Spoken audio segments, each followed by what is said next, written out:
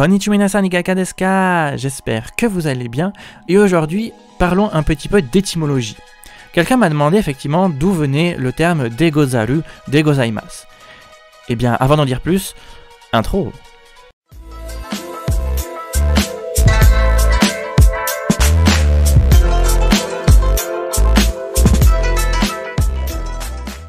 Le mot verbal et l'expression gozaru, le plus souvent utilisé avec la particule japonaise de, viendrait du fait pour un noble d'avoir une chaire aux côtés du gouvernement ou de la cour impériale de l'époque.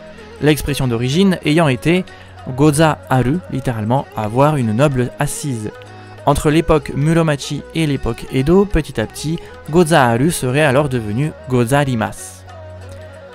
D'ailleurs, petit aparté, la forme en masse viendrait, semble-t-il, du mot verbal ancien moosu qui de base s'écrivait maesu et désignait l'action de dire ou de faire quelque chose. Moosu qu'on retrouvera d'ailleurs dans l'étymologie de l'expression moshi moshi. Mais revenons-en maintenant à notre gozaru.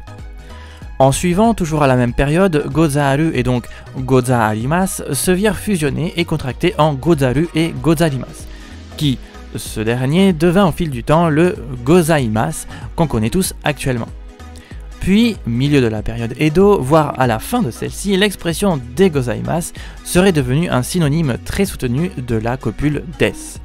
À moins que des soit au final la contraction brutale de de-gozaimasu. Mais rien n'est moins sûr. En tout cas, aujourd'hui, l'expression est devenue une marque de politesse langagière, permettant à celui qui l'utilise de paraître et d'être très poli avec autrui. Voilà, cet épisode est déjà terminé. J'espère qu'il vous aura plu et vous en aura appris plus. N'hésitez pas à aimer, partager, commander et à vous abonner si ce n'est pas déjà fait. Sur ce, je vous dis à la prochaine et... Matane!